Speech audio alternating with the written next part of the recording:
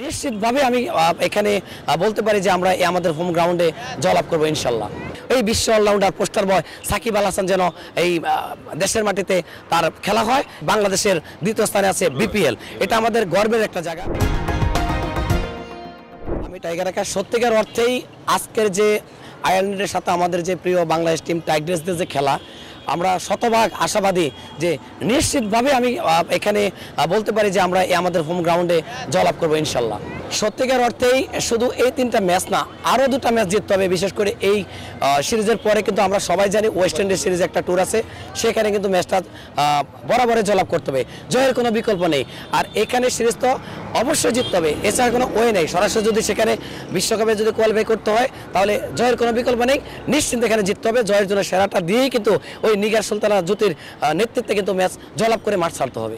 আসলে সত্যিকার অর্থে এটা অত্যন্ত দুঃখজনক। ভেবেছিলাম যে একের পর এক খেলাটা ড্রয়ের দিকে যাবে, যেহেতু প্রতিপক্ষ সেই খেলোয়াড়রা তাদের রানের যে পাহাড় সমান তুলেছিল, সেটা কিন্তু আমরা ভেবেছিলাম একেবারে যে কোল্ড আইস, একদম ঠান্ডা মাথা ওপেনিং, মানে টপ অর্ডার, মিডল অর্ডার, লো অর্ডার সবাই ব্যাট করে কিন্তু ম্যাচটাকে কিন্তু আমরা ড্রয়ের দিকে নঙ্গরে ভিড়াবো, কিন্তু সেটা আসলে হয়নি।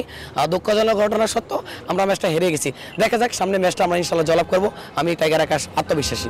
আসলে আমি টাইগার আকাশ বাংলাদেশ ক্রিকেট টিমটা ডাই হার্ট ফ্যান, এটা সবাই জানেন। বিশেষ করে এই খেলার পিছনে আমি সবসময় থাকতে চাই এবং খেলাকে অনেক বেশি ভালোবাসি। এই যে পার্শ্ববর্তী রাষ্ট্র যে আইপিএল, বিশেষ করে যেখানে আমাদের অনেক জনের নাম তারা কিন্তু এখানে তুলেছিলেন, কিন্তু নিলামে যখনই দেখতে পেলাম একের পর এক, প্রথম দিন তো নাম আসলোই না ড্রাফটে, দ্বিতীয় দিন আমরা আশাবাদী ছিলাম যে সেখানে আমাদের বিশ্ব অলরাউন্ডার সাকিব আল হাসান ছিলেন, বিশ্বের সেরা অন্যতম কাটার মাস্টার মুস্তাফিজুর রহমান ছিলেন, তরুণ তুর্কি রিসাদ, আরও বেশ কয়েকজন ছিলেন। কিন্তু আমি জানি না কেন তারা সেভাবে ড্রাফটে আমাদের নামটা উঠানো হয়নি। এটা আসলে এই ব্যাপারটা চিন্তা করে ভেঙে পড়লে হবে না। আমরা চিন্তা করবো যে সামনের যে আইপিএল বা সামনের যে খেলাগুলো হচ্ছে, দুর্দান্ত গতিতে ভালো খেলে কামব্যাক করেই কিন্তু ওই বিসিআর দৃষ্টি নজরে আমরা আসবো। তারপরে পরবর্তী মিশনে আমরা আইপিএলে খেলার জন্য আমরা ট্রাই করবো ইনশাল্লাহ। আমরা ছিলাম না বলে যে আইপিএল আমরা বয়কট করবো, এটা আসলে আমার টাইগার আকাশের বলা কিছু না, কারণ স্পোর্টস প্রেমী মানুষ।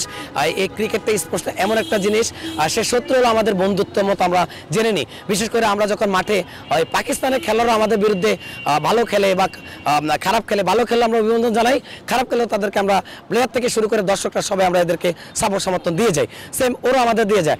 এখন আমাদের জন্য সময়টা ভালো যায়নি, আমরা যে আশা প্রত্যাশা করেছিলাম সেটা হয়নি। তার অর্থ এই না যে আমরা বয়কট করবো।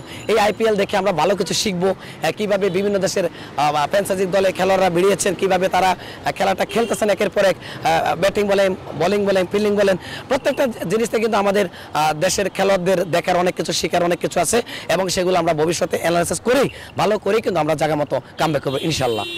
সত্যিকার অর্থেই বিশ্বের অন্যতম একটা ফ্র্যাঞ্চাইজি টুর্নামেন্ট, যেটা পার্শ্ববর্তী রাষ্ট্র ইন্ডিয়াতে আইপিএল, এর পরপরে কিন্তু এই বাংলাদেশের দ্বিতীয় স্থানে আছে বিপিএল, এটা আমাদের গর্বের একটা জায়গা।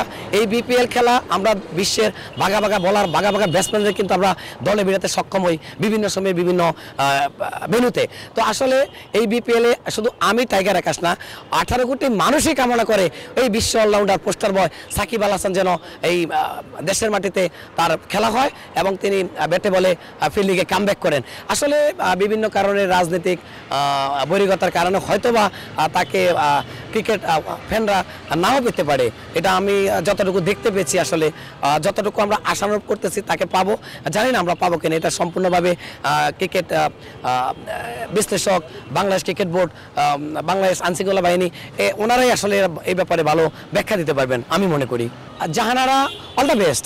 এর পাশাপাশি তরুণ তুর্কি, এই যে মারুপার কথা না বললে না, যে দুর্দান্ত গতিতে গোল করেন, এই ওনার যে বোলিংয়ের যে অ্যাটাকিং সুইং ভ্যারিয়েশন, আসলে প্রতিপক্ষ ব্যাটসম্যানরা ভরকে যায়, আমরা সবাই জানি।